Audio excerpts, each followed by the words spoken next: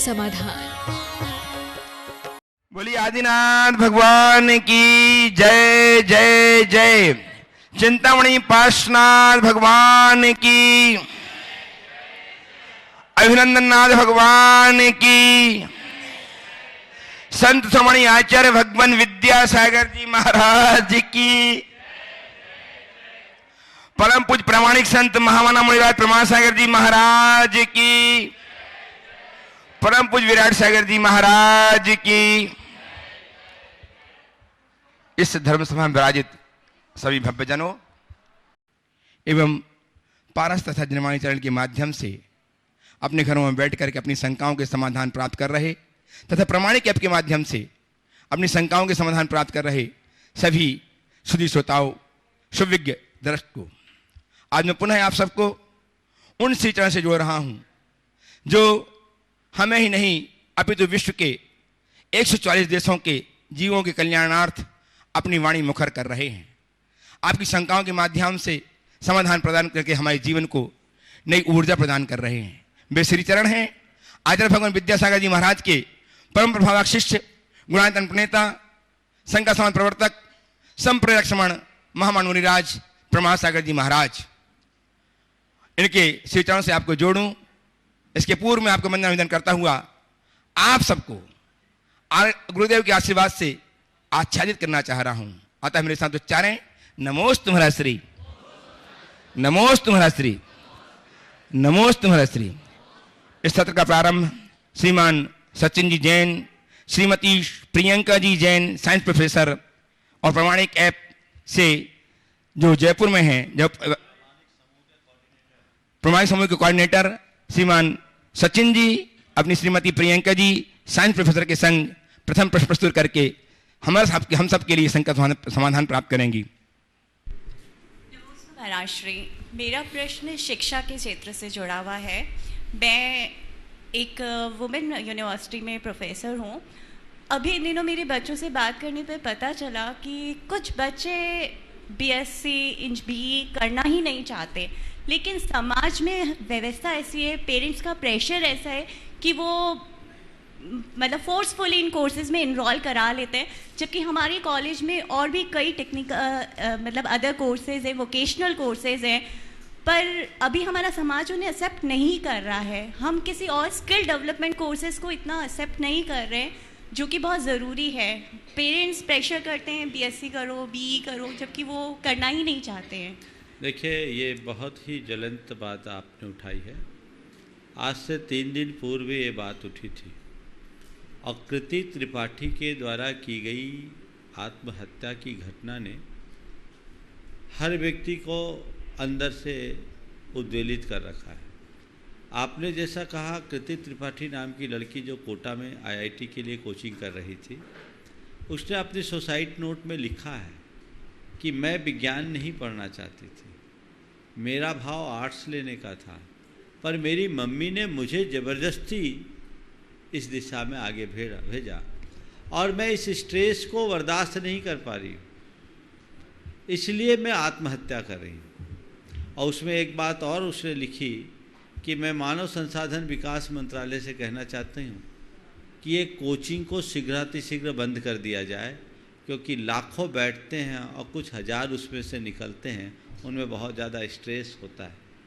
तो मैं सभी से कहूँगा, और ख़ासकर महिलाओं से, जो मेरा अनुभव बताता है, बच्चों की माँ का बच्चों पर ज़्यादा प्रेशर होता है। नहीं बेटा, तेरे को तो ये करना है, तेरे को इंजीनियरिंग करना है, तेरे को IIT करना है, तेरे को MBA करना है, तेरे को वो करना है, तेरे को वो करना है। सब माताएं अपने बच्चों को ये सब करने के लिए बोलती है, लेकिन तेरे को एक अच्छा इंसान बनना है तो कोई सोचती नहीं। होना ये चाहिए कि व्यक्ति के अंदर का जो स्वाभाविक कौशल है उसे हम डेवलप करें, उसके स्किल को डेवलप करें, उसकी दक्षता को हम विकसित करें, उसकी जैसी रुचि है उसके अनुरूप करें। कल भी इस आशय का एक प्रश्न आया था, जिसमें मैंने 4 बातों पर फोकस करके भविष्य में अपने कैरियर के चुनाव के विषय में सोचने के लिए कहा था। तो ये जो आजकल एक परिपाटी सी चल पड़ी ढर्रा, इस ढर्रे को बंद करना होगा, अन्यथा समाज को इसकी बड़ी ऊंची कीमत चुकानी पड़ेगी और पड़ रही है। इसलिए हमें इसके प्रति बहुत सावधान और सजग होने की ज़रूरत है। हमारे लिए पढ़ाई का बहुत व्यापक क्षेत्र है हम उस व्यापक क्षेत्र के माध्यम से बहुत कुछ पढ़ सकते हैं, समझ सकते हैं और एक बड़ा परिवर्तन भी घटित कर सकते हैं। उस तरफ हमें देखना चाहिए। कोई ज़रूरी नहीं कि आप विज्ञान या तकनीकी शिक्षा को ले तो ही कुछ कर सकते हैं, ऐसी बात नहीं है। जीवन के लिए आवश्यक आधारभूत शिक्षा जिसके लिए हो वो अपने जीवन में बहुत कुछ कर सकता है और मैं समझता हूँ उसकी भी हमारी समाज में बहुत आवश्यकता है। हाँ सचिन जी। ऐसा नहीं है कि टेक्निक मतलब हम हायर एजुकेशन आईआईटीज़ या इनकी बात करें। मैं अभी सिंपल कॉलेज में जहाँ मैं पढ़ाती हूँ बीएससी में भी बच्चे इंटरेस्ट है, जैसे जो एक प्रेशर समाज में है ना कि ग्रेजुएशन होना मैंने मस्ट उसी है। संदर्भ में कहा है कि ये प्रेशर बच्चों के लिए मत डालिए, उसकी क्षमताओं को देखिए और क्षमता को उभारने के लिए और जिस बैकग्राउंड में वो जी रहा, भविष्य में वो क्या करना चाहता, उसके अनुरूप उसकी पढ़ाई का क्षेत्र चुनाव कीजिए। नमोस्तु गुरुवर। गुरुवर, मेरा प्रश्न आज जो है वो मेरी चाची की तरफ से आया है। वो एक छोटा सा ग्रुप चलाती हैं स्वाध्याय का, तो वहाँ पे उन्होंने जैसे कहा कि नमोकार मंत्र की माला जपने से, मंदिर में जाने से हमारे अनंतानंत कर्मों की निर्जरा होती है। एक तरफ तो हम ये कहते हैं और दूसरी तरफ कई जगह ग्रंथों में मिलता है कि जब तक अणुव्रत या महाव्रत नहीं लेते जब तक हमारे कर्मों की निर्जरा नहीं होती। तो जब ये दो बातें आती हैं तो बड़ा विरोधाभास होता है उनको। देखिए, तो इसमें आपकी इसमें कोई विरोधाभास नहीं है, हमारी समझ की कमी। ये बात सही है कि नमोकार मंत्र आदि के अनुष्ठानों के करने से हमारे कर्मों की निजरा होती है और इसका उल्लेख शास्त्र में है। आचार्य वीरशैव महाराज ने लिखा, अरहंत नमोकारो संपई बंधादो बहु असंख्य गुणकम्मक है कारवोती। अरहंत भगवान को नमस्कार करना, नमोकार मंत्र जपना तात्कालिक पुण्य के बंध से असंख्यात गुने पाप के क्षय का कारण है। ये एक सामान्य कथन। दूसरी जो बात कही गई कि वास्तविक निर्जरा अनुव्रत और महाव्रत लेने के बाद ही होती, तो उसका ऐसे समझो, एक निर्जरा है फुटकर और एक निर्जरा है थोक की। फुटकर निर्जरा तो सबके होती है, समझ गए। एक मिथ्या दृष्टि भी नमोकार आदि के माध्यम से कर लेगा, पर व्रती बनोगे तो थोक की निर्जरा होगी। उसे शास्त्रीय भाषा में कहूँ तो गुण श्रेणी निर्जरा, यानी पुंज के पुंज, ऐसी निर्जरा जो तुम्हारी यात्रा को निर्मल बनाए। नीचे की भूमिका में आप लोग निर्जरा तो कर लेते हो पर उससे ज़्यादा पाप लपेट लेते हो। इसलिए आज सुबह मैंने कहा था, पाप काटने के लिए धर्म करने की जगह पाप त्यागने के लिए धर्म करो। तुम काटते हो अपने धर्म से, पाप काटते हो, लेकिन उससे कई गुना पाप बांध लेते हो। तो पाप त्यागोगे तो पाप कटेंगे, पाप बंधेंगे नहीं और पाप भोगने की भी नौबत नहीं आएगी। तो ये जो बात कही गई है इसे उन्हें बता देना। गुण श्रेणी निर्जरा, अनुव्रत और महाव्रत अंगीकार करने के बाद पूरे जीवन काल चलेगी। सम्यक दर्शन की प्राप्ति में एक अंतर मुहूर्त तक होता है। महाराज से कुछ प्रश्न ऑनलाइन के माध्यम से लेना चाह रहा हूँ। दिनेश जी दोराया देवास से नमोस्तु अर्पित करते हुए जानना चाहते हैं कि गुरुदेव वाले तो आए हुए दोराया वाले अच्छा जानना चाहते हैं गुरुदेव, आपने जो संस्कृत का सिद्ध चक्र विधान करवाया है हम हमारे यहाँ भी करना चाहते हैं। किताबें हमने खरीद ली हैं, उसे किस प्रकार करवाएं, कृपया संक्षेप से समाधान करें। साथ ही गुरुदेव क्या मंत्र 9 बार के बजाय 1 बार बोल सकते हैं, क्योंकि अष्टांग के अलावा भी अन्य दिन में हम विधान की इच्छा हमें विधान की इच्छा रहती है। देखिए, विधान है किसी योग्य विद्वान को जो इसके प्रशिक्षित हैं उनको आप बुला लीजिए। अभी हमने 52 गजा में अनेक विद्वानों को बुलवाया था, 64 की कोशिश की थी, लगभग 40-42 विद्वान आए, 45 आए थे। तो आप जो इस विधान का अनुभव रखते हैं उनको बुला लीजिए, वो विधान करा देंगे, विधिवत कराएं। आप शॉर्ट में करना चाहे तो 1 करिए, लेकिन 9 करोगे तो ज़्यादा आनंद आएगा। महाराज श्री पंडित श्री राजकुमार जैन सागर से जानना चाहते हैं अमन अर्पण करते हुए कि गुरुदेव आजकल प्रतिष्ठाचार्य लाल वस्त्र पहनकर प्रतिष्ठा कार्य करते देखे जा रहे हैं, जबकि शास्त्रों में धवल वस्त्रों का उल्लेख मिलता है। क्या यह उचित है? देखिए, जहाँ तक धवल वस्त्र पहन करके करना अच्छी बात है। आपने कहा शास्त्रों में धवल वस्त्र पहन करके प्रतिष्ठा आदि के विधान करने का उल्लेख मिलता है, मुझे पूरी तरह से स्मरण नहीं है। यदि आपके कहे अनुसार ये शास्त्रीय विधान है तो शास्त्रीय विधान का उल्लंघन सर्वथा अनुचित है। पर जहाँ तक मुझे स्मरण है, इस तरह के अवधारण परक वचन शायद नहीं है, इसलिए मैं अभी स्पष्ट नहीं हूँ, अतः कुछ नहीं बोल सकता। महाराज श्री श्रोमणी संरक्षक गुणायतन के श्रीमान दिनेश बिनती पापड़ीवाल, जयपुर निवासी प्रवासी अमेरिका, आपके चरणों कोट से नमन प्रकट करते जानना चाहते हैं कि गुरुदेव, परमात्मा और आत्मा के रिश्ते के सिवाय दूसरा कोई भी रिश्ता सदा के लिए नहीं होता। फिर भी मनुष्य अपना पूरा जीवन कुछ समय के लिए रिश्तों को निभाने में लगा हुआ है। गुरुवर, क्या यह भी बार बार जन्म लेने का कारण है? बिल्कुल। देखिए, हम बाहरी संबंधों को महत्व देते हैं, टेम्परेरी को महत्व देते हैं, परमानेंट को भूल जाते हैं। आत्मा का जो हमारा संबंध है वो शाश्वत संबंध है, कभी भी विच्छिन्न होने वाला नहीं है। शरीर का संबंध मृत्यु के बाद टूट जाएगा, जन्म से जुड़ता है। माँ बाप का संबंध इस दुनिया में रहने तक होता है, उसके बाद छूट जाता है। धन दौलत का संबंध भी इस दुनिया तक रहता है, लेकिन हमारी आत्मा और हमारा जो संबंध है ये अनादि का संबंध है, शाश्वत संबंध है, ये कभी टूटता नहीं। तो जिसे अपनी आत्मा के स्वरूप का बोध या भान होता है वो जीवन में कभी विचलित नहीं होता, उसके अंदर मोह माया का प्रपंच नहीं होता, और वही व्यक्ति जन्म मरण के चक्रव्यूह से ऊपर उठ पाता है। महाराज श्री छत्तीसगढ़ के भिलाई से एक अनाम प्रश्न आया हुआ है। लिखते हैं कि गुरुदेव, आजकल जैन समाज में भी विभिन्न फिरकों जैसे परवार, सोनगढ़ी, गोलापूर्वा, बीसपंथी, तेरहपंथी आदि अनेक न जाने किन किन फिरकों की दुहाई देकर के फूट डालने की प्रथा चल पड़ी है, जिससे समाज टूट रही है। लेकिन फूट डालो राज करो की नीति करने वाले लोग अपनी इस कुनीति को न छोड़ करके अपनी रोटी सेंकने में लगे हुए हैं। इससे समाज को कैसे बचाएं? कई बार बता दिया, इनकी बातों को नज़रअंदाज करो तभी बच सकते हैं, बाकी इसमें कुछ ज़्यादा विवेचना की आवश्यकता और अपेक्षा नहीं है। आज प्रत्यक्ष के लोगों को बुला, बहुत लोग हैं पहले लोग। हाँ, अमेरिका का प्रश्न एक ले लो बस। महाश्री श्रीमती शेफाली जी जैन, श्रोमणी संरक्षक गुणायतन नितिन जी के संग अमेरिका न्यूयॉर्क से आपके श्री चरणों में नम्र अर्थ करते हुए जानना चाहती हैं कि गुरुदेव, अगर दूध को 48 मिनट में उबालने के बाद मिल्क पाउडर बना लिया जाए या जैन दही को सुखाकर पाउडर बना लिया जाए तो वह कितने दिनों तक के लिए मर्यादित या भक्ष होगा? अगर समय बढ़ता है तो उसे दूर रहने वाले लोग भी, जहाँ शुद्ध दूध उपलब्ध नहीं है, वे भी उसका उपयोग कर सकते हैं। आगम में इसका कहीं उल्लेख है क्या? कृपया मार्गदर्शन करें। देखिए, जिस समय आगम लिखा गया उस समय दूध को पाउडर बनाने की प्रोसेस ही डेवलप नहीं थी। आज आपने अपना दिमाग लगाया है। तो देखिए, एक उक्ति होती है, आपत्ति काले मर्यादा नास्ति। मुझे बड़ी प्रसन्नता है कि अमेरिका जैसे देश में रहते हुए भी कम से कम दूध दही की मर्यादा का विकल्प तो कर रहे हैं। आपने पूछा है तो चूंकि आगम में इसका कोई वर्णन नहीं है, मैं अपनी मुहर तो नहीं लगा सकता, लेकिन आपकी तर्कना में मुझे दम दिखती है, इसलिए इसे नकार भी नहीं सकता।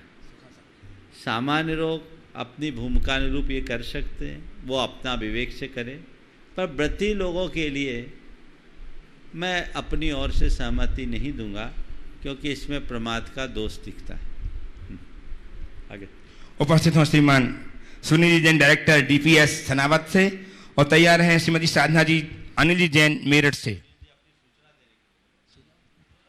और सुनील जी साथ ही सूचना देंगे प्रश्न के साथ साथ। सामने गुरुदेव के चरणों में त्रैबार नमोस्तु। एक बहुत ही सुखद सूचना है। गुरुदेव के सानिध्य में सिद्धवरकुट सिद्ध क्षेत्र में, जो कि निमाड़ मालवा की गोद में बसा हुआ बहुत ही सुरम्य और सुहावना क्षेत्र है, यहाँ पर गुरुदेव से हमारा अनुनय विनय के बाद गुरुदेव ने अनुमति दी है भावना योग शिविर की, जो कि 31 मई, 1 जून और 2 जून इस प्रकार त्रिदिवसीय भावना योग शिविर का यहाँ पर आयोजन होगा। इस शिविर के अंतर्गत प्रातःकालीन सत्र में 5:30 बजे से योग, ध्यान और गुरुदेव द्वारा भावना योग का कार्यक्रम किया जाएगा। इसके पश्चात नित्य नियम अभिषेक पूजन, गुरुदेव के मांगलिक प्रवचन, तत्पश्चात आगे के कार्यक्रम। दोपहर के सत्र में पुनः गुरुदेव द्वारा भावना योग से संबंधित एक मेडिटेशन ओरिएंटेशन कार्यक्रम होगा और सायंकालीन सत्र में शंका समाधान का कार्यक्रम होगा। इसमें एक विशेष बात है, ये बहुत लिमिटेड सीट के लिए है, लिमिटेड लोगों के लिए है। हमारे पास मात्र 100 लोगों को हम ये भावना योग का शिविर यहाँ गुरुदेव के द्वारा करवाने का प्रयास करेंगे। अतः जिन्हें भी इस भावना योग शिविर में भाग लेना है, मैं एक छोटा सा और बता दूं कि भावना योग के माध्यम से अभी तक देश में हजारों लाखों लोगों ने अपनी कई समस्याओं से निजात पाई है और जीवन जीने की एक नई ऊर्जा का संचार अपने अंदर किया है और जीवन में एक नए आयाम स्थापित किए हैं इस भावना योग के माध्यम से। अतः 100 लोगों की एंट्री हमें चाहिए। अतः जिन्हें भी इस भावना योग शिविर में भाग लेना है 31 मई, 1 जून और 2 जून 2019 को वे शीघ्र अतिशीघ्र अपने नाम या सिद्धवरकुट सिद्ध क्षेत्र में लिखा दें या कल से इसके फॉर्म प्रामाणिक ऐप पर भी उपलब्ध हो जाएंगे, वहां से भी आप अपनी एंट्री दे सकते हैं। गुरुदेव के चरणों में पुनः धन्यवाद और आप सबसे निवेदन है कि इस अपूर्व अवसर का लाभ अवश्य उठाएं। उपस्थित हो श्रीमान आशीष जी जैन, NSDC सिद्धवरकुट। तैयार है श्रीमती साधना जी। साधना जी जैन मेरठ से अनिल जी के संग तैयार रहेंगी। बोलो। नमोस्तु गुरुवर। हाँ, स्टैंड बाय था तुम्हारा। जी महाराज जी, परसों से मेरा प्रश्न स्टैंड बाय है। मैं एक बार फिर रिपीट कर रहा हूँ। हाँ, बोलो। मानव शरीर में दिल और दिमाग दोनों फिजिकल फॉर्म में अवस्थित हैं, जिसे साइंस भी मानता है। दिल का काम ब्लड प्रेशर मेंटेन करना और दिमाग पूरी बॉडी को कमांड देता है। हम हमेशा बड़े दिल वाला, छोटे दिल वाला, बड़े दिमाग वाला आदि मुहावरे भी प्रयोग में लाते हैं। इसी क्रम में तीसरा शब्द प्रयुक्त होता है मन। हम मन की बात, मन मार के काम करना, मन चंचल होना आदि प्रयोग में लाते हैं। साइंस मन को रिकॉग्नाइज करता है कि नहीं, मुझे इस बारे में क्लियर नहीं है। पर महाराज जी, मेरी जिज्ञासा यह है कि आगम अनुसार मन का कोई फिजिकल फॉर्म होता है क्या, या यह इमेजिनरी है, या आत्मा का अंग है? दिमाग को मन कंट्रोल करता है या मन को दिमाग करता है, या दोनों को ही किसी अन्य चीज़ से कंट्रोल किया जाता है? जब हम सोच बदलने की बात करते हैं तो हम दिल की बात कर रहे होते हैं, दिमाग की बात कर रहे होते हैं, या मन के बारे में कह रहे होते हैं? कृपया जिज्ञासा का समाधान। आपने बहुत अच्छा सवाल किया है और 4 बातें आपने खड़ी की। सबसे पहली बात, मन का कोई फिजिकल फॉर्म है या नहीं। ये जैनिज्म में इसे किस रूप में लिया जाता है, ये इमेजिनरी है कि किसी फिजिकल फॉर्म में? पहली बात आपने पूछी। दूसरी बात आपने पूछा कि हमारे माइंड को मन कंट्रोल करता है कि हम मन से माइंड को कंट्रोल करते हैं। तीसरी बात आपने पूछी, हम अपनी सोच बदलने की बात करते हैं, वो क्या है? और चौथी बात क्या पूछी? चौथी बात महाराज जी,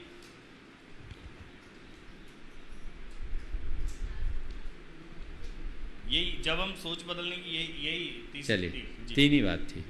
चलिए अब हम इन पर क्रम से विचार करते हैं। देखिए, साइंस ने मन को स्वीकार नहीं किया, लेकिन साइको साइंस मन को स्वीकार करता है, कॉन्शियस माइंड और सब कॉन्शियस माइंड के रूप में। जैनिज्म की दृष्टि से अगर देखें तो जैनिज्म में मन के 2 रूप बताएं, एक द्रव्य मन और एक भाव मन। द्रव्य मन का एक फिजिकल स्वरूप बताया गया, लेकिन वो हमारे अन्य शारीरिक अंगों की तरह नहीं है। शास्त्रों में कहते हैं अष्टदल कमल की पाखुड़ी के आकार का द्रव्य मन होता है, पर वो कहाँ है वो हम उस शेप में नहीं देखते क्योंकि बहुत सूक्ष्म है। भाव मन हमारे संपूर्ण शरीर में रहता है। आपने कहा है कि माइंड मन को संचालित करता है या मन माइंड को संचालित करता है। अगर जैन दर्शन की दृष्टि से देखें तो मन माइंड को संचालित करता है। मन हमारी आत्मा की एक बड़ी शक्ति है जिसके बल पर हम जानने देखने का काम करते हैं। इसे थोड़ा शास्त्रीय शब्दों में हम समझें तो मन प्राण है और माइंड जड़ शरीर है। प्राण के बिना हमारा शरीर काम नहीं कर सकता। जैसे हम आँखों से देखते हैं, आँख हमारी इंद्रिय है, लेकिन ये बाह्य इंद्रिय है, लेकिन इसके साथ साथ हमारे अंदर नेत्रेंद्रिय का प्राण है, तो प्राण हमारी आँख को एक्टिव करता है। इसी तरह माइंड द्रव्येंद्रिय है, मन उसके भीतर का प्राण है, वो मन उसको एक्टिव करता है।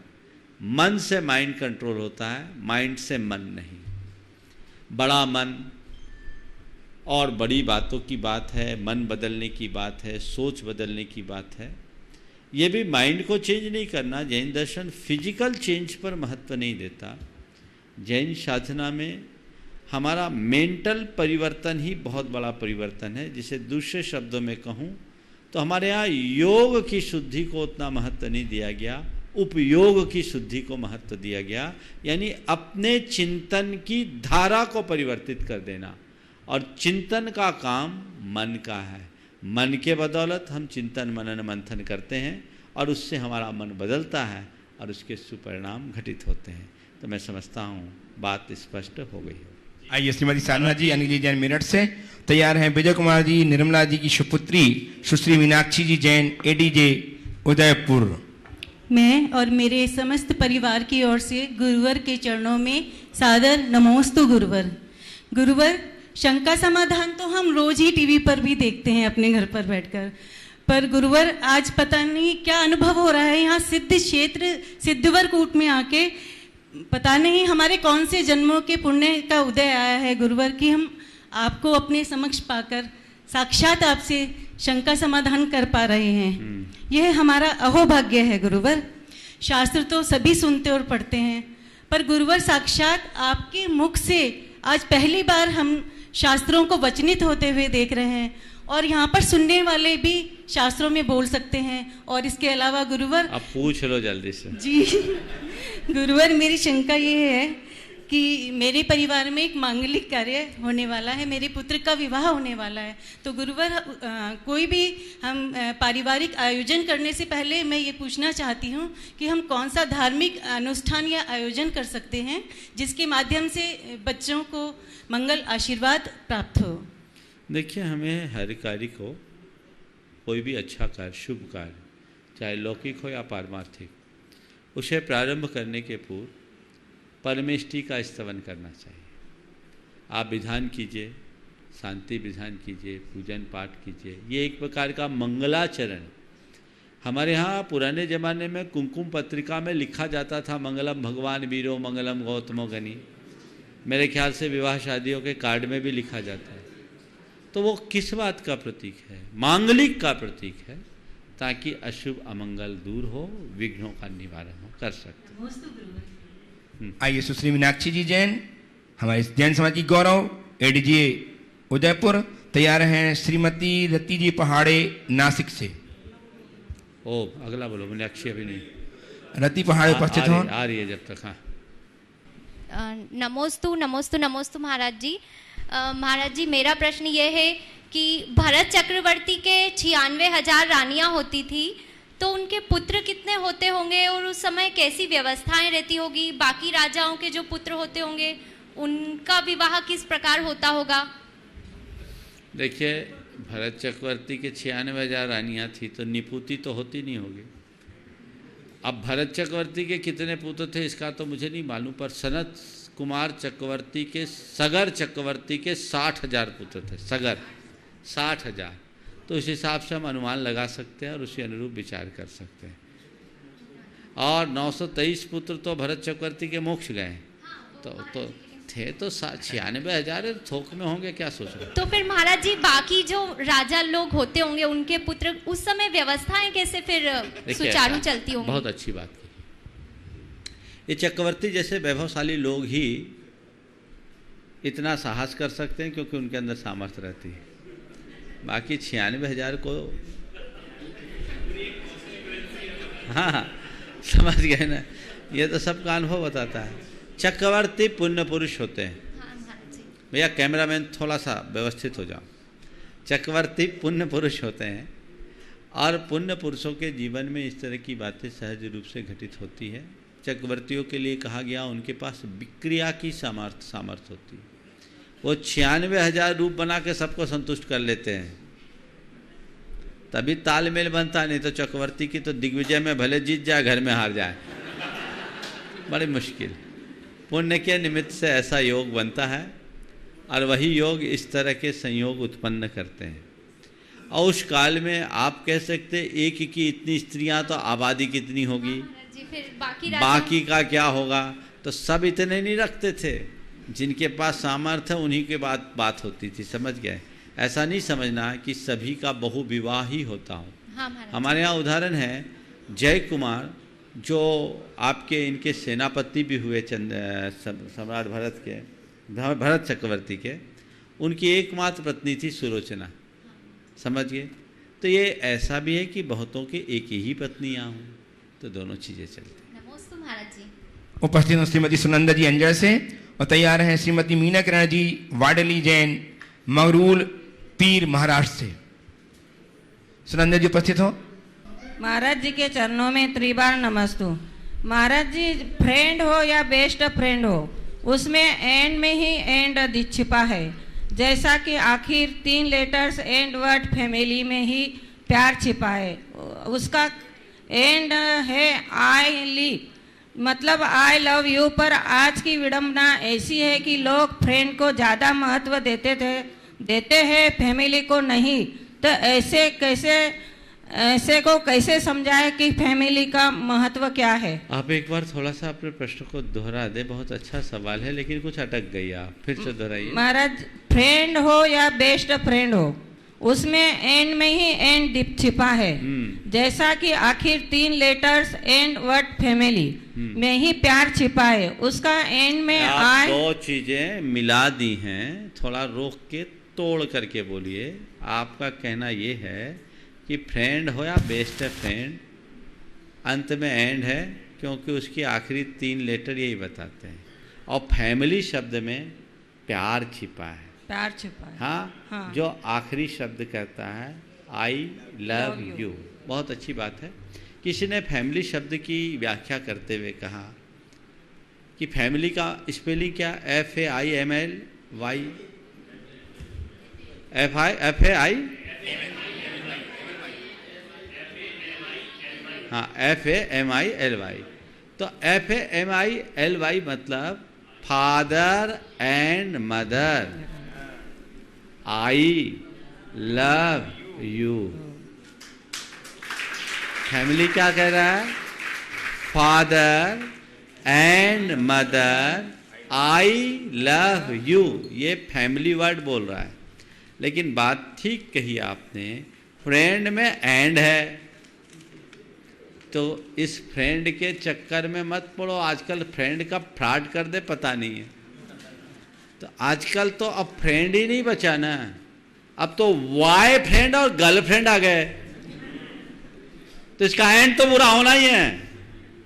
फ्रेंड तो समझ में आता है, ये वाई और गर्ल क्यों, ये कहीं और इशारा करता है। यहीं से बचना चाहिए। आइए मीना किरण जी उपस्थित हों, और तैयार हैं श्रीमान राजेश जी गोधा वड़वानी से। हाँ बोलिए बोलिए। मेरा प्रश्न ये है कि मारुति का जीव जब भगवान आदिनाथ के समोशरण में था तो उसे सम्यक दर्शन क्यों नहीं हुआ? यही तो उपादान की बात है। समोशरण में अंदर नहीं गया, गया होता तो हो जाता, बाहर ही अटकता रहा। आगे बोलो। आई राजेश जी गोधा वड़वानी से। तैयार रहे श्रीमती प्रियंका जी पाटौदी मल्हारगंज इंदौर से।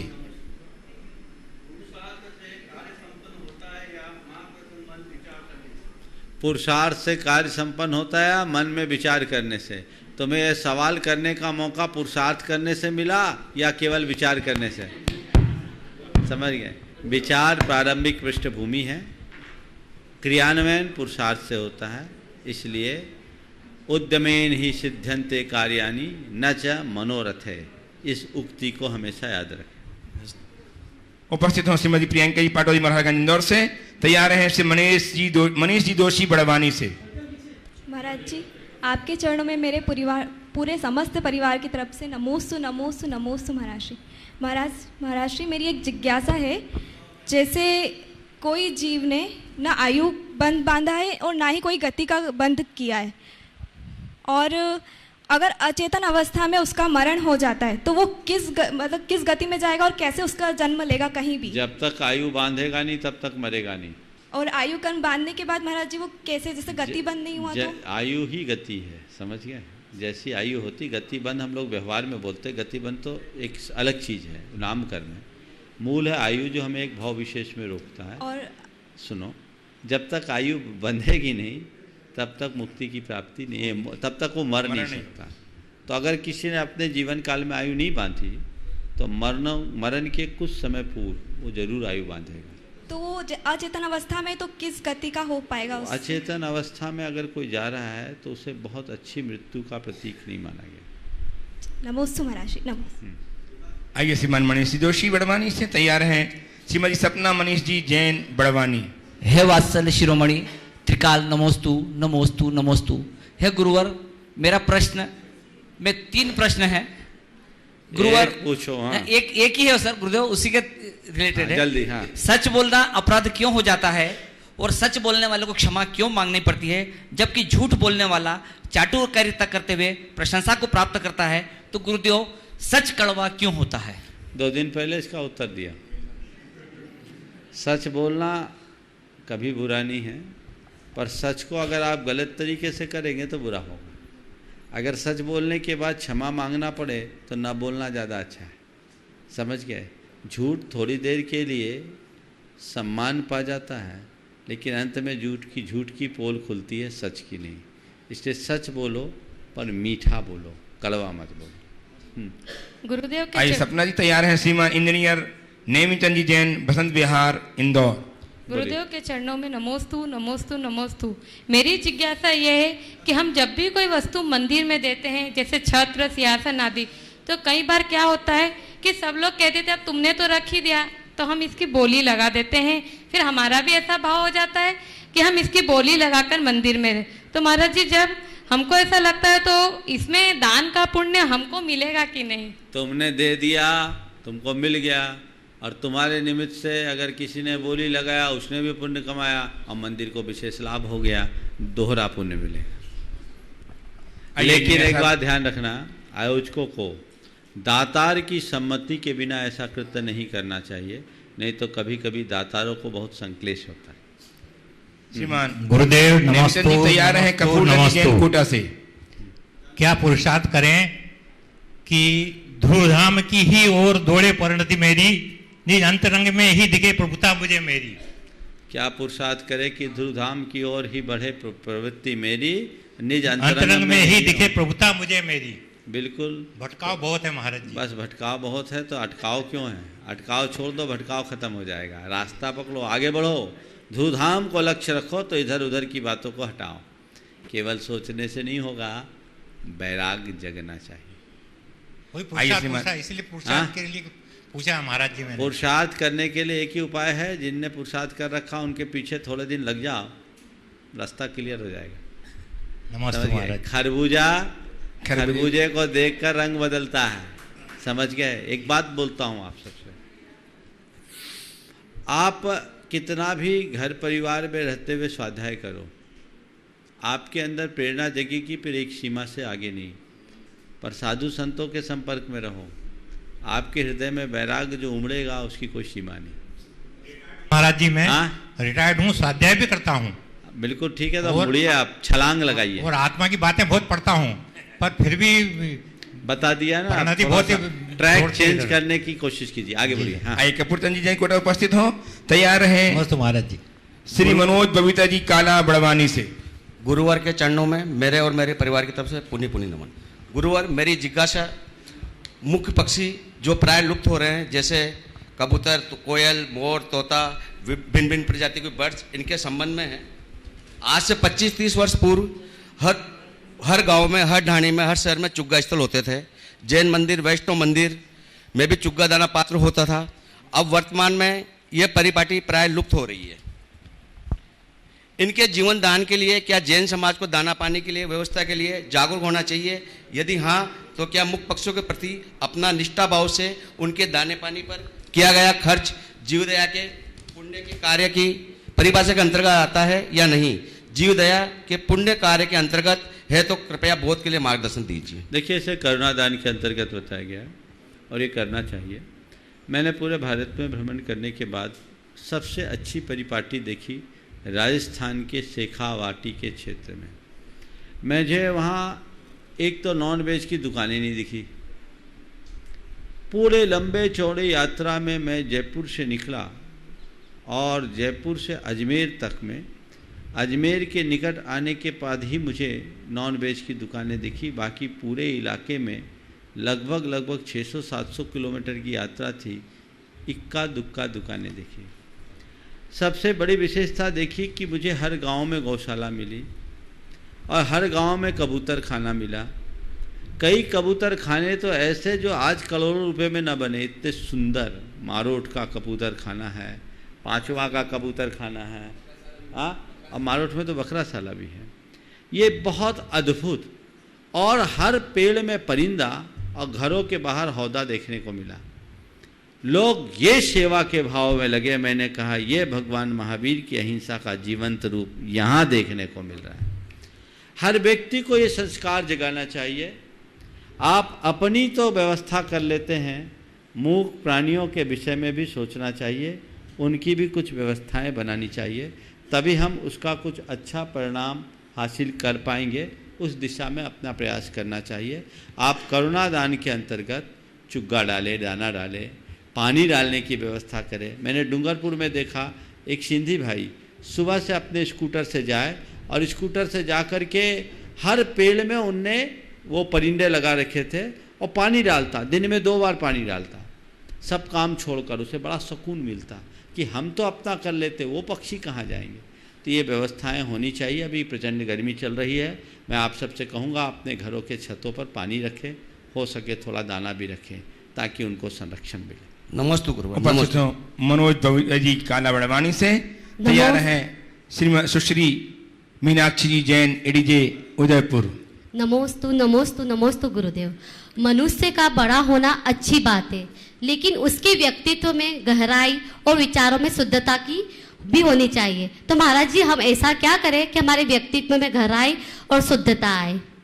देखिए, ऊंचाई हमेशा गहराई सापेक्ष होती है। पेड़ जितना ऊंचा उठता है, उसकी जड़ें उतनी गहराती है। अपने जीवन में व्यक्तित्व में गहराई हो और शुद्धता हो, कब हो? जब हम अपनी निष्ठा से जुड़े रहें।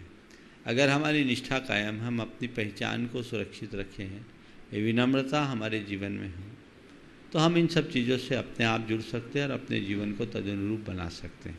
हमें उसी आदर्श को अपने साथ लेकर के चलना चाहिए। दिगंबर जैन समाज की गौरव सुश्री मीनाक्षी जी जैन, अतिरिक्त सत्र न्यायाधीश उदयपुर, अपने पिता श्री विजय कुमार जी निर्मा जी के साथ उपस्थित हैं। अपना प्रश्न प्रस्तुत करके समाधान प्राप्त करें। तैयार हैं श्रीमान जनेश जी काला, इंदौर बनापुरा वाले। महाराष्ट्र, मेरा प्रश्न ये है, राग की सबसे सिंपल परिभाषा क्या है? राग और द्वेष दोनों समांतर हैं। राग पॉजिटिव और नेगेटिव भी होता है क्या? और आपने बताया था कि जब कोई बुद्धिपूर्वक कार्य करते हैं तो उसमें राग होता है। तो मेरे न्यायिक क्षेत्र में जहाँ मैं हर फैसला बुद्धि या विवेक से करती हूँ, तो उसमें क्या मुझे राग का दोष लगता है? और बोलो जब अगर ऐसा है तो ये कार्य मेरे जीवन पर्यंत है, तो इससे मैं विलग नहीं हो सकती, तो फिर मेरे लिए क्या रास्ता है? देखिए, राग का मतलब है लगाव, झुकाव, अटैचमेंट। ये राग व्यक्ति से, वस्तु से, परिस्थिति से अगर हमारा लगाव है तो राग है। और नियमतः ये राग संसार के हर प्राणी में है, आप में भी है, मुझ में भी है। अब ये राग में अंतर आता है। किसी का राग प्रशस्त होता है, किसी का राग अप्रशस्त होता है। भोग विलासता के प्रति राग, धन वैभव के प्रति राग अप्रशस्त राग। लेकिन भगवान के प्रति राग, गुरु के प्रति राग, किसी की सेवा का राग, देश की भक्ति का राग, ये सब प्रशस्त राग है। अपने कर्तव्य निष्ठा का राग, ये प्रशस्त राग है। अप्रशस्त राग हमें बहुत दुखी बनाता है और दुर्गति का कारण है। प्रशस्त राग थोड़ा बहुत विचलित कर सकता है, लेकिन वह दुर्गति का कारण नहीं। आपने पूछा है कि मैं जो फैसला लिखती हूँ, बुद्धिपूर्वक लिखती हूँ, तो राग सही थे या नहीं, तो बीतराग तो है नहीं। बीतरागी की तो प्रवृत्ति ही नहीं होती, लेकिन हाँ, इसमें भी दो दृष्टि होती है। आप एक फैसला लिख रहे हैं तटस्थ भाव से, और एक फैसला लिख रहे हैं पूर्वाग्रह से ग्रसित होकर। दोनों तरह के फैसले लिखे जा सकते हैं, क्योंकि कितने भी जज हों, हैं इंसान। अगर किसी के प्रति मेरे मन में पहले से दुर्भावना है, तो मेरे पास केस आया, मैं तो इसको निपटा ही दूंगी। इस मनोदशा के साथ आपने फैसला लिखा है, हालांकि ऐसा करते नहीं होंगे। अगर ऐसी इस मनोदशा से कोई लिखे तो महान अनर्थकारी है, चाहे पक्ष में हो या विपक्ष में। लेकिन तटस्थ भाव से मैंने जो सुना है, समझा है, और जो इसके लायक फैसला है वो मैं लिख रही। ये हमारा कर्तव्य भाव है। तो आपकी ड्यूटी है, हालांकि ये ड्यूटी भी आप अपने राग से ही कर रहे हैं। क्यों कर रहे हैं नौकरी, ये बताओ? राग से कि बीत राग से? राग से। तो राग है तो उसको तो भोगना ही पड़ेगा। जब बीत राग हो जाओगी तो नौकरी की चर्चा ही नहीं होगी, चिंता ही नहीं होगी। तो ये भूमिकानुरूप होती है। बस मैं इतना कहता हूँ कि अपने राग को नकारात्मक दिशा से बचा। नमस्ते। आइए श्रीमान दिनेश जी काला इंदौर से, बानापुरा इंदौर, तैयार हैं श्रीमती रश्मि पंकज कासलीवाल बड़वानी से। हे गुरुवर, मेरे और मेरे पूरे परिवार की तरफ से बारंबार नमोस्तु नमोस्तु नमोस्तु। महाराज जी, मेरा प्रश्न यह है कि वर्तमान समय में अधिकतर माता पिता की यही भावना रहती है कि हमारे बच्चे धर्म में आगे बढ़ें, मंदिर जाएं, पूजन करें, अभिषेक करें। पर जब वही बच्चों को धर्म से राग होने लगता है और संसार से वैराग्य की अनुभूति होती है, तब हमें हमारे माता पिता मोक्ष मार्ग पर बढ़ने से क्यों रोकते हैं? बिल्कुल ठीक है। एक बार ऐसा हुआ, तुम्हारे पापा जैसे एक आदमी थे, मेरे प्रवचन में अक्सर आते थे। एक दिन थोड़े लेट आए, रविवार का दिन था। मैंने पूछा, भाई आज इतने लेट क्यों आए? बोले महाराज क्या करें, न्यू जनरेशन का प्रभाव है। न्यू जनरेशन का प्रभाव क्या? बोले महाराज बेटे के कारण लेट हो गए। बेटे के कारण लेट हो गए, क्या वो आना नहीं चाह रहा था? बोले महाराज नहीं, वो आना चाह रहा था, मैं उसे रोक रहा था। वो आना चाह रहा था, मैं उसे रोक रहा था। मैंने पूछा क्यों? बोला मैंने सोचा महाराज पावरफुल है, कहीं चक्कर में ना आ जाए, एक ही बेटा है। तो ये हाल है। वस्तुतः इस दोहरे चरित्र को बदलना होगा, और जब तक हम इसमें परिवर्तन नहीं करते तब तक कोई सुपरिणाम नहीं आ सकते। इसलिए माँ बाप को चाहिए कि अपने बच्चों को ऐसे संस्कार दे कि धर्म से जुड़े और धर्म के मार्ग में आगे बढ़े। तो सहर्ष उनको आगे बढ़ाने की कोशिश कीजिए, ताकि वो कल तुम्हारे लिए गौरव का भी विषय बने। मोह में मत बोलो, और इसलिए कहते दो पर मत रुको। समझ गए ना? तो समस्या भी हल हो जाएगी, फिर कोई दिक्कत नहीं होगी। आइए श्रीमती रश्मि पंकज जी कासलीवाल बड़वानी से। एक मिनट पूछ लो, हाँ जल्दी से। हे गुरुवर, नमोस्तु नमोस्तु नमोस्तु। हमारे जीवन में कई क्लेशों का केवल एक ही कारण है, वह है स्वभाव। कुछ ना हो तो अभाव सताता है, कुछ हो तो भाव सताता है, और सब कुछ हो तो फिर स्वभाव सताता है। तो ऐसी परिस्थिति में मुनिवर हम इस स्वभाव को कैसे नियंत्रित करें? संभाव ले आओ, नियंत्रित हो जाएगा। समझ गए? ना भाव हो, ना प्रभाव हो, ना स्वभाव हो, संभाव हो, सब ठीक है। चलिए गुरुदेव के चरणों में नमोस्तु नमोस्तु। तैयार हैं श्रीमती खुशबू अलकेश जी कासलीवाल हापीपलिया से, श्रीमती अंजू जी के साथ। गुरुवर, संसार में एक भी प्राणी ऐसा नहीं है जो सर्वदा सुखी हो, और संसार अभावग्रस्त न हो, और दुख तो संसार की अनिवार्यता है। तो संसार की वास्तविकता क्या है? बस मेरा यही समाधान है, कीजिए। संसार से, इस दुख में संसार से सुख की कामना करना, यही संसार की वास्तविकता है। जैसे कोई जलते हुए बांस के पेड़ के नीचे जाकर छाया खोजे, समझे? और दो पंक्तियों में कहूँ तो संसार की वास्तविकता को ये पंक्तियाँ रेखांकित करती है। कोई सोता हो जैसे किसी डूबती हुई किश्ती के तख्ते पर, कोई सोता हो जैसे किसी डूबती हुई किश्ती के तख्ते पर। अगर सच पूछो तो दुनिया की बस यही हकीकत है। आइए श्रीमती खुशबू अलकेश जी कासलीवाल हाटपल्लिया से श्रीमती अंजू जी के साथ तैयार हैं श्रीमान जिनेन्द्र जैन कासलीवाल इंदौर। महाराज श्री के चरणों में त्रैबार नमोस्तु एवं मेरे पूरे परिवार की तरफ से नमोस्तु। महाराज जी, जीवन एक बहुत विषम विषय है। मतलब हम आगे बढ़ना चाहें तो अपने पीछे छूटते हैं, पीछे रहना चाहें सबके साथ तो अपने आगे बढ़ जाते हैं। तो ऐसी कौन सी जगह या ऐसी कौन सी राह होनी चाहिए जहाँ हमारा साथ किसी से भी ना छूटे? हम आगे बढ़ना चाहते हैं तो लोग पीछे खींचते हैं, और पीछे रहते हैं तो हम आगे बढ़ते हैं तो अपने पीछे छूट जाते हैं। हाँ, हम पीछे रुकते हैं तो वो लोग आगे बढ़ जाते हैं। तो इसके लिए हम क्या करें, है ना? बहुत अच्छा है। इसके लिए एक ही काम, आपने कभी गाड़ी चलाते समय देखा, सड़कों पर गाड़ी चलाते हैं जी, सैकड़ों गाड़ियाँ आती जाती है। बिल्कुल। आप गाड़ी जाते हैं, बहुत सारी गाड़ियाँ आपको ओवरटेक करके भी जाती है, बहुतों को आप भी ओवरटेक करके जाते हैं। लेकिन जब आप अपनी गाड़ी अपनी मस्ती में चलाते हैं, कोई ओवरटेक कर रहा, आपका ध्यान जाता है? पर महाराज जी पूरी सुनो, मैं जो सवाल कर रहा हूँ पूछ रहा हूँ। आप अपनी मस्ती में चल रहे हैं, ओवरटेक किया, आपको कोई ध्यान नहीं। आप अपनी गति से चले, किसको पीछे छोड़े, इसका भी कोई ध्यान नहीं। कब? जब आपका ध्येय आपके लक्ष्य से जुड़ता है तब। मुझे सिद्धवरकूट जाना है, बाकी जमाने से मुझे कोई लेना देना नहीं, मेरी गाड़ी मेरी रफ्तार से चल रही है, तो कौन आगे निकलता है, कौन पीछे जाता है, मुझे उससे कोई लेना देना नहीं। लेकिन जब आप लक्ष्य से विमुख हो जाओगे, आगे जाने वाले को देखोगे, ओवरटेक करेगा, मुंह से गाली निकालोगे और फिर पीछे लगोगे, उसको ओवरटेक करके पीछे करने की कोशिश करोगे। यही होता रहता है। इसलिए इस संसार की विचित्रता को समझते हुए, अपने लक्ष्य को सम्मुख रखते हुए चलो, कोई दुविधा कभी नहीं हो। नमस्ते महाराज।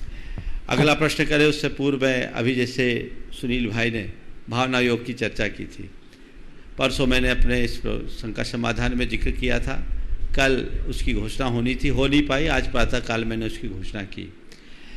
भावना योग के लिए लोगों का बहुत दिनों से आग्रह है और ये भावना योग कराना चाह रहे थे, योग नहीं बन पाया। हमने बावन गजा में भी सोचा था, संयोग नहीं बना, लेकिन ये सुयोग यहाँ बन गया।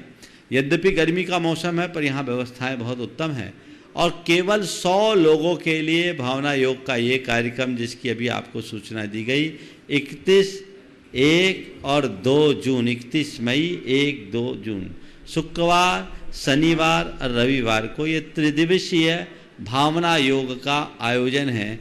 जो भी भागीदारी लेना चाहते ले। मुझे जैसी सूचना मिली, बहुतों ने तो अपनी अपनी सूचनाएं फ़ोनों पर दे दी है, पर मैं ये कहूँगा, फ़ोन पर केवल लिखाने वाले की बात मत मानना, जो विधिवत पंजीयन कराए उनकी बात को मान लेना। और कल तक, परसों तक आप लोग शीघ्रातिशीघ्र अपनी सूचनाएं यहाँ दें, ताकि आपकी सुव्यवस्था हो सके। यहाँ पर ज़्यादा लोगों को भी बुलाया जा सकता था, लेकिन क्षेत्र कमेटी का भी सोचना, और मैं भी यहाँ की गर्मी को देखते हुए कह रहा हूँ कि जितने को उत्तम व्यवस्था आप दे सको उतने को ही बुलाओ, ताकि भावना योग में भावना विशुद्ध बने, बिगड़े नहीं। पर इस भावना योग में मैं चाहूँगा वे लोग प्रमुखता से आए जो भावना योग को सीखकर लोगों को प्रशिक्षण देना चाहते हैं। यदि ऐसा आप करेंगे तो बहुत अच्छा होगा, और फिर हम इस कार्य को पूरे दुनिया में इसे फैला सकेंगे। मुझे इसकी आवश्यकता है। तो बहुत से ऐसे लोग हैं जिन्होंने व्यक्ति से मुझसे कहा, और पिछले लगभग 6 महीने से इसका नियमित अभ्यास कर रहे हैं। मैं उन सब से कहूँगा कि इसको आप आइए, एक अवसर है और इसका लाभ उठाइए। बाकी लोग भी जो आए उनका भी स्वागत है। ये जीवन में बदलाव की शुरुआत है, और हम इस तरह की प्रक्रिया को करें जिससे हम अपने जीवन में एक स्थायी रूपांतरण घटित कर सके। बहुत सुंदर कार्यक्रम है। भावना योग के चमत्कार कैसे घटित हुए आप लोगों ने बीच बीच में शंका समाधान और प्रवचनों के माध्यम से सुना है। उसे अनुभूत करने का एक अनूठा अवसर आप सबको मिलने जा रहा है। मुझे आशा है आप इसका लाभ उठाएंगे। उसका शुल्क मात्र 1100 रुपये निर्धारित है। इस बात का ध्यान रखें, अपने नाम सुरक्षित जल्दी जल्दी करा लें, चूक जाएंगे तो देखते रह जाएंगे। तो उपस्थित हों अंजू जी, और तैयार हैं श्रीमान जिनेन्द्र जी कासलीवाल इंदौर से। जिस प्रकार एक नोटबुक में सभी सब्जेक्ट के वर्क किया जाता है और वो कॉपी रब कहलाती है, उसी प्रकार परिवार के एक जिम्मेदार व्यक्ति की भी यही दशा होती है। ऐसा क्यों? जिसमें सब विषय लिखे जाए वो रफ, कॉपी कहलाता है। और जो सब काम करे जिम्मेदार आदमी उसको भी रफ क्यों माना जाता है? देखिए, हमने रफ कॉपी में जिसमें सब विषय लिखा जाए ये कहते हैं, इसे सुधर लो। रफ कॉपी वो है जिससे लिखना सीखा जाए। हम रफ में लिखते हैं, बाद में फेयर करते हैं, सीधे सीधे फेयर नहीं करते हैं। यानी जिससे हम अपनी गलतियों को सुधारने की कला सीखते हैं और अपनी योग्यता को निखारते हैं, उसको लोग रफ मानते हैं। मैं कहता हूँ भले रफ है लेकिन वो हमारे जीवन के लिए ठीक है। तो जिम्मेदार व्यक्ति को इस बात को लेकर के मायूस नहीं होना चाहिए कि मैं सब जिम्मेदारियाँ मानता हूँ फिर भी मुझे उतना महत्व नहीं दिया जाता। उन्हें ये सोचना चाहिए मैं जिम्मेदारी निभाता हूँ तो सारे घर के लोग जिम्मेदार बन पाते हैं। ये आदर्श है और हमें उन्हें आगे बढ़ाना चाहिए। जिनेन्द्र जैन उपस्थित हों, तैयार हैं योगा टीचर अभिलाषा जी जैन, बसंत विहार कॉलोनी, इंदौर। जिनेन्द्र जैन, श्रीमान सुनील जी जैन डायरेक्टर डीपीएस, अपना प्रश्न लेकर उपस्थित हों। प्रश्न कल करेंगे और लो नहीं है। दूसरे को अभिलाषा जी उपस्थित हों, तैयार हैं प्रवीण जी जैन, महिला एवं बाल विकास अधिकारी, सोनकच्छ। बोलिए बोलिए। नमोस्तु महाराज श्री, मैं इंदौर से अभिलाषा जैन बोल रही हूँ।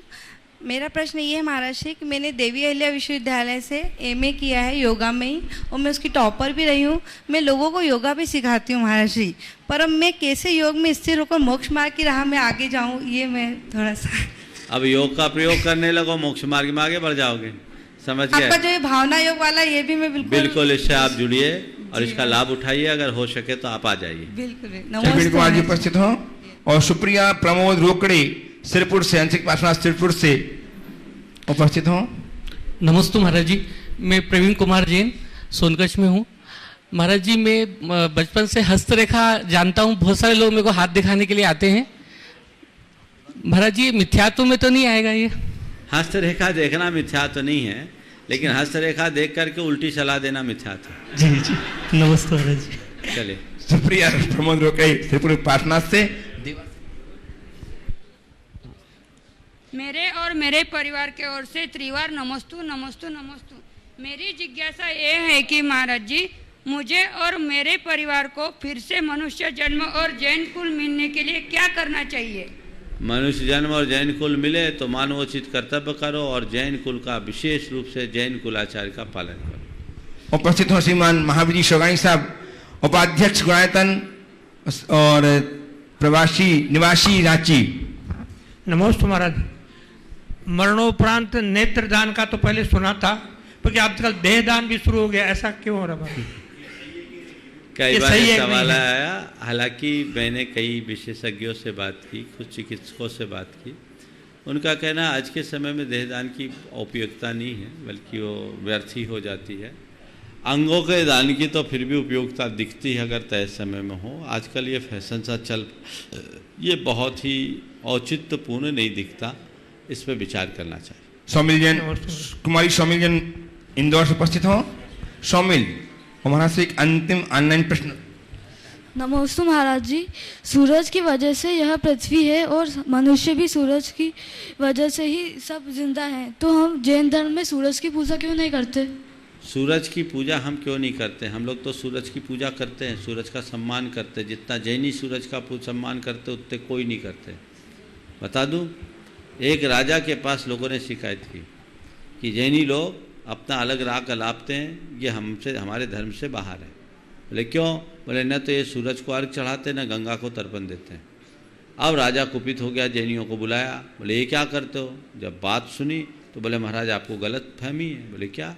बोले जितना सूर्य को हम सूर्य की जितनी उपासना करते उतनी कोई नहीं करता, और हम गंगा को जितना पवित्र मानते उतना कोई नहीं मानता। बोले कैसे? बोले महाराज सूरज को हम इतना पवित्र, सूरज की हम इतनी पूज्यता रखते हैं कि उसके डूब जाने के गम में खाते नहीं, और गंगा को इतना पवित्र मानते हैं कि उसमें नहाते नहीं। समझ गया ना? चलिए। सूरत से देवास से उपस्थित सभी श्रावक जन, सुश्रावक अपने स्थान में खड़े हो जाएं। देवास से और अगला, हाँ नहीं चले गए, अगला, हाँ। वहाँ श्री अनिल जी मेहता एक बहुत अच्छा प्रश्न अभी मुझे पास प्रस्तुत किए, जानना चाहते हैं गुरुदेव से चरणों में नमन अर्पित करते हुए कि गुरुदेव, जीवन की डोर तो ईश्वर के हाथ में है और भक्तों की डोर मुनि प्रमाण सागर जी के हाथ में। कोई चिंता की बात हो ही नहीं सकती। लेकिन भक्तगण अपनी डोर मुनिश्री के हाथ में कैसे सौंपें, यह चिंता की बात है। इस चिंता का समाधान कीजिए। अच्छी बात है। भक्तगण डोर हमारे हाथ में कैसे सौंपे, ये चिंता की बात है। और तुम अपनी डोर हमें सौंप दोगे तो मेरे पास चिंता आ जाएगी। इसलिए जो है सो ठीक है। चलिए, अंतिम प्रश्न महाराज श्री। ये कुछ बाहर के लोग बुला लो, गुजरात से आए हुए। गुजरात से आए हुए श्रावक जन कुछ प्रश्न करना चाहे तो अपने स्थान में खड़े हो जाएं। हाँ, बोलिए बोलिए, नाम बताइए अपना, जल्दी जो खड़ी। नमस्ते महाराज जी, मेरा नाम हेतल शाह है, मैं अहमदाबाद से आई हूँ। मेरा एक छोटा सा प्रश्न है कि मैं अहिंसक प्रचारक हूँ। अहिंसा के लिए जो मुझसे बन पड़ता है वो मैं करती हूँ। तो मेरा लोगों से ये कहना है कि हम लोग जो जीवों की हिंसा करते हैं तो क्यों ना हम अहिंसक प्रोडक्ट है या अहिंसक जैसे हाथ कर गाय वो सब क्यों यूज़ नहीं करते हैं? तो आप उसमें मार्गदर्शन अपना। देखिए, बहुत ही अच्छी बात आपने कही है और ये प्रेरणा, ये भावना तो हम लोग रोज़ जगाते हैं। प्रत्येक अहिंसावादी की ये जवाबदेही होती है कि वे अहिंसा के प्रचार प्रसार के लिए कारगर उपाय करें। हम जितना बन सके अपने सीमा और क्षेत्र में रहते हुए अहिंसा के प्रचार के लिए जितना उत्तम कार्य बन सके करने की कोशिश करें, हमारी जवाबदेही होती है। अहिंसावादी यदि अहिंसा के प्रवर्तन और प्रचार प्रसार में सहभागी नहीं बनेंगे तो कौन बनेगा? आप बिल्कुल ठीक कर रही हैं। लोगों में एक अलग जगाओ। सब लोगों को मैं कहूँगा, पहली कोशिश करो हम सारे अहिंसक उत्पादों का प्रयोग करेंगे और लोगों को भी अहिंसक उत्पाद का इस्तेमाल करने की प्रेरणा देंगे। चाहे वो प्रसाधन की बात हो, चाहे वस्त्रों की बात हो, यथासंभव आप अपने जीवन में उन्हें उतारते रहिएगा तो इसके सुपरिणाम अवश्य आएंगे। इस प्रकार आज के इस सत्र को परम पूज्य गुरुदेव के चरणों में नमन अर्पित करते हुए यहीं पर विराम। बोलिए परम पूज्य आचार्य गुरुवत्स्य विद्यासागर महाराज की जय जय जय।